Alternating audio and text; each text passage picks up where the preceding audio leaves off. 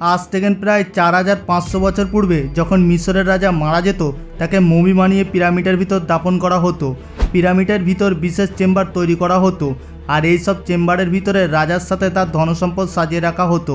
প্রাচীন মিশরীরা মনে করত মৃত্যুর পর এইসব ধনসম্পদ কাজে লাগবে, কিন্তু এত বৃহৎ পিরামিড নির্মাণ করতে তাদের অনেক সময়ও লাগতো।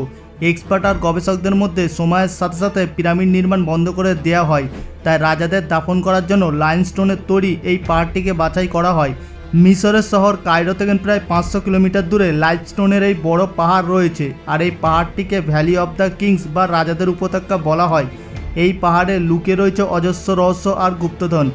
মনে করা হয় প্রাচীন রাজারা মৃত্যুর পূর্বেই তাদের চেম্বার সোনার মৃত্যুর মুখোশ আর সোনার কফিন তৈরি করে রেখে দিত, যাতে রাজার মৃত্যুর পরই তার চেম্বারের ভিতর দাফন করে সঙ্গে সঙ্গে দরজা সিল করে দেয়া হতো। প্রায় 200 বছর ধরে সার্চ করার পর আর্কোলজিস্টরা এই ভ্যালি থেকে 65টি সমাধির সন্ধান পায়, কিন্তু বেশিরভাগ চেম্বারগুলি ছিল খালি। গবেষকদের মধ্যে যেহেতু লুণ্ঠনকারীরা জানতো কিংস ভ্যালিতে ধনসম্পদ লুকিয়ে রাখা আছে, তাই লুটেরারা মাঝে মধ্যেই এই ভ্যালি থেকে চেম্বার খুঁজে বের করে সব ধনসম্পদ লুটপাট করে নিত। এই সব চেম্বারগুলি থেকে ধনসম্পদের একটি টুকরো তারা ফেলে রাখতো না, কেবল পড়ে থাকতো রাজার মমি। একদিন কিংস ভ্যালি থেকে এমন এক গুপ্তধনের সন্ধান মেলে যা গোটা বিশ্বের প্রত্নতাত্ত্বিক আর এক্সপার্টদের অবাক করে দেয়। 1920 সালে ব্রিটিশ প্রত্নতত্ত্ববিদ হবার্ট কার্টার একদিন কিংস ভ্যালিতে খননের কাজ করছিল, কিন্তু হঠাৎ তার দৃষ্টি পড়ে সিঁড়ির মতন দেখতে একটি স্টেপের উপর। এই সিঁড়ির স্টেপটি পাহাড়ের ভিতর দিকে যাচ্ছিল, যা দেখে হবার্ট কার্টারের কৌতূহল বেড়ে যায়। সে জানতে চায় এই সিঁড়ির স্টেপটি কোন রহস্যের দিকে ইঙ্গিত করতে চলেছে, তাই সে ওই স্থানে খননের কাজ চালু করে দেয়।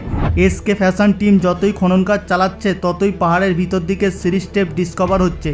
তাদের আর বুঝতে বাকি নেই এই সিঁড়িটি নিঃসন্দেহে কোনো গোপন রহস্য উন্মোচন করতে চলেছে। কয়েক ফুট খনন করার পর তারা যা দৃশ্য দেখতে পায় সবাই হতভম্ব হয়ে যায়, কারণ কিংস ভ্যালির মাঝে আরও একটি সমাধিস্থল সন্ধান পাওয়া যায়।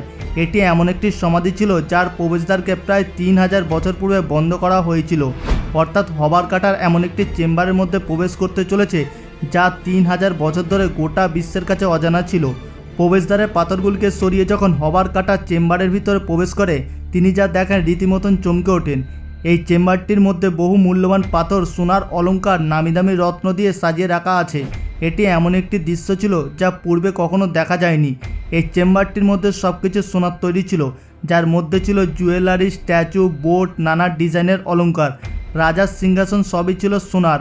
টুম্বের মধ্যে আরও একটি চেম্বার ছিল যার মধ্যে সোনার কফিনের ভিতর একটি মমি রাখা রয়েছে, যাকে সুন্দরভাবে প্রেজার্ভ করে রাখা রয়েছে। আপনি শুনলে অবাক হবেন, কেবল এই কফিনের কভার ওজন ছিল প্রায় 90 কেজি, যাকে পিওর সোনা দিয়ে তৈরি করা হয়েছিল। এই সমাধির চেম্বারের মধ্যে অনেক প্রিন্টও রয়েছে, যার কালার এখনও অনেক উজ্জ্বল রয়েছে। হবার্ট কার্টারের এই বিস্ময়কর খোঁজটি গোটা বিশ্বের আর্কোলজিস্টের রাতের ঘুম কেড়ে নিয়েছিল, কারণ কিংস ভ্যালিতে খোঁজ মেলে এমন একটি সমাধি যা লুণ্ঠনকারীদের দৃষ্টির বাইরে ছিল। টংটি উদ্ধার করার পরে রিসার্চাররা, আর্কোলজিস্টরা নানা প্রশ্ন তুলতে শুরু করে। গবেষকরা বেশ কয়েকটি প্রশ্নের উত্তর খুঁজে পাচ্ছিল না, যেমন এই সমাধি স্তম্ভটির মধ্যে মমিটি কোন রাজার, সমাধির চেম্বারের মধ্যে পেন্টিংগুলি কোন বিষয়কে ইঙ্গিত দিতে চায়, আর কিংস ভ্যালির অন্যান্য সমাধি থেকে লুণ্ঠনকারীরা গুপ্তধন লুটপাট করে, কিন্তু এই চেম্বারটি কিভাবে তাদের হাত থেকে রক্ষা পেয়ে যায়। এই ছিল এমন কিছু প্রশ্ন যার উত্তর জানার জন্য গবেষকদের রাতের ঘুম নষ্ট হয়ে যায়। যখন টুমে রাখা মমিটির ডিএনএ টেস্ট করা হয়, তারা যা রেজাল্ট পায় তা ছিল বেশ অবাক করার মতন। মমিটির ডিএনএ টেস্ট করে জানা যায় এই রাজাটির বয়স ছিল মাত্র 18 বছর। যখন এই মমিটির ডিএনএকে কিংস ভ্যালিতে পাওয়া অন্যান্য মমির ডিএনএর সঙ্গে ম্যাচ করা হয়, তারা জানতে পারে এই মমিটির পিতাকে টুম নম্বর 55 আর মাতাকে টুম নম্বর 35 থেকে উদ্ধার করা হয়েছিল। এই রাজাটির নাম ছিল তুতানখামুন। যখন তার বয়স ছিল মাত্র 8 বছর, তার পিতার মৃত্যু হয়। বাবার মৃত্যুর পরে উত্তরাধিকারী সূত্রে 8 বছর বয়সে তুতানখামুন রাজ সিংহাসনে বসেন, অর্থাৎ তিনি রাজত্ব করেন মাত্র 10 বছর। 18 বছর বয়সে তার মৃত্যু হয়। এখন গবেষকরা একটি রহস্য উন্মোচন করতে সক্ষম হয়েছে। তারা জানতে সক্ষম হয়েছে এই মমিটির কার ছিল, কিন্তু বাকি প্রশ্নের উত্তর জানার জন্য সেই সময় প্রযুক্তিটা ততটা উন্নত ছিল না। 1939 সালে 18তম রাজা তুতানখামনের সমাধির আবিষ্কার হবার্ট কার্টার রহস্যজনকভাবে মারা যায়। তার মৃত্যুর পর টম্বের উপর রিসার্চ করা বন্ধ করে দেওয়া হয়, কিন্তু অনেক দিন পর যখন নতুন টেকনোলজি মার্কেটে আসতে শুরু করে, আবার নতুন করে তুতানখামনের উপর রিসার্চ করা শুরু হয়। রিসার্চার আলিয়া ইসমাইল টোমটির রহস্য উন্মোচন করার উদ্দেশ্যে আবারও একবার নতুন করে গবেষণা শুরু করে। সর্বপ্রথম সে জানতে চায় টুটানখামনের ব্যাপারে। যখন সে 3000 বছর পূর্বে জীবিত ছিল, সে আরও জানতে ইচ্ছুক কীভাবে এই টোমটির লুণ্ঠনকারীদের হাত থেকে মুক্তি পায়। পেন্টিংয়ের রহস্য সমাধানের জন্য আলিয়া পেন্টিংগুলিকে স্ক্যান করে সফটওয়্যারে রান করে, আর তখনই এক এক করে সব রহস্য উন্মোচন হতে শুরু হয়। দেওয়ালে পেন্টিংগুলিকে যখন জুম করা হয় তাতে দেখা যায় পেন্টিংয়ের ব্রাশের দাগ রয়েছে। আলিয়ার মতে পেন্টিংয়ের ব্রাশের দাগ তখন দেখা যায় যখন ভেজা পেন্টিংয়ের উপর প্রিন্ট করা হয়, কারণ এই চেম্বারটিতে 26 ফুট পাহাড়ের নিচে নির্মাণ করা হয়েছিল, আর এখানে হাওয়া পাস হওয়ার কোনো সম্ভাবনা নেই। এই কারণে তারা সিদ্ধান্তে আসে যেই সময় পেন্ট করা হচ্ছিল সেই সময় এই দেওয়ালের প্লাস্টার আর্দ্র ছিল। হয়তো তাদের হাতে সময় খুবই কম ছিল, তাই আর্দ্র প্লাস্টারের উপর পেন্টিংয়ের কাজ শুরু করে দেওয়া হয়। কিন্তু গবেষকরা একটি প্রশ্নের উত্তর কোনোভাবেই সমাধান করতে পারছিল না। তা হলো কী এমন কারণ ছিল চেম্বারকে এত সুন্দরভাবে সোনা দিয়ে সাজানোর পরও, এত পরিশ্রম করে পাহাড়টিকে কেটে চেম্বার বানানোর পরও কেন তারা পেন্টিংয়ের জন্য দেওয়ালটি শুকনো পর্যন্ত অপেক্ষা করতে পারলো না? কেন তাদের হাতে সময় খুবই কম ছিল? এই প্রশ্নটির উত্তর জানার জন্য আবারও একবার মমিটির ডিএনএ টেস্ট করা হয়, কিন্তু এবারে যে রহস্যটি উন্মোচন করতে পারে তা ছিল বেশ আশ্চর্যজনক। লেটেস্ট ডিএনএ রিপোর্ট অনুযায়ী যখন কিং টুটানখামন মারা যায় তার বয়স ছিল 18 বছর ঠিকই, কিন্তু সে একসাথে অনেকগুলি রোগে আক্রান্ত ছিল। তার বাম পা ঠিকভাবে কাজ করতো না, তার মেরুদণ্ড বাঁকা ছিল, আর সে বহুবার ম্যালেরিয়া রোগের শিকার হয়েছিল।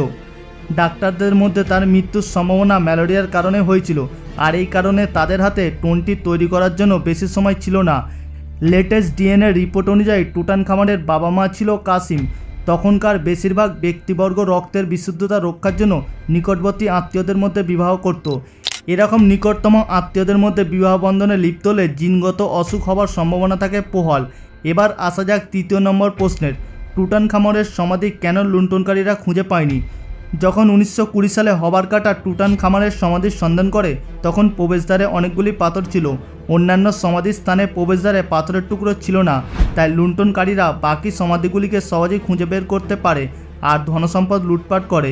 এই রহস্যটিকে উন্মোচন করার জন্য ড্রোনের সাহায্যে জায়গাটিকে অ্যানালাইজ করা হয়।